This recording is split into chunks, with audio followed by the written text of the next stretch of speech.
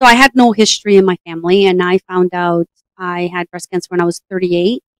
And at the time, that was the best place. I was at my best place in my life. I had gone through a divorce. I was focusing on my career, and I thought like everything is great. And then I get hit with breast cancer, and it did change my life. I think at the time during my journey, I was very numb to it, and I focused my mind on work and having having something to look forward to, and that really, I think that's really what saved me, having a purpose to get up to every day that was outside of just breast cancer. Because let's be real, breast cancer consumed a lot of my life. It was like a part-time job. Um, but it wasn't easy to maneuver. But I kept my brain really busy. I think my biggest struggle was after I had been, diagnosed. My diagnosis was that I was clear.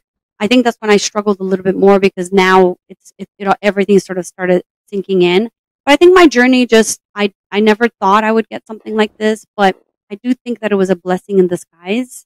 I wouldn't turn back the clock and change it, even though it sucked.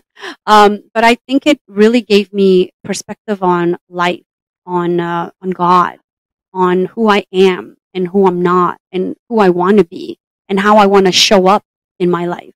Who, what don't I like about myself? And now that I'm like in this place where I'm really reflecting on my life and who I am, because there was a time where I didn't know if I was going to die. So I took a lot of time to reflect. And I really got to a place where I'm like, I don't like this person and these parts of me, and I need to change that.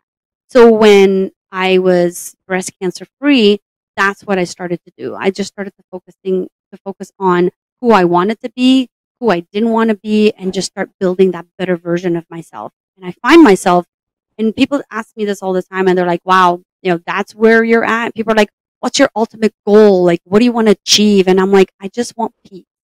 I don't want, to be super successful and have all this stuff. And that's where I am in my life. I've gotten to a place because of the breast cancer experience where I'm just at peace.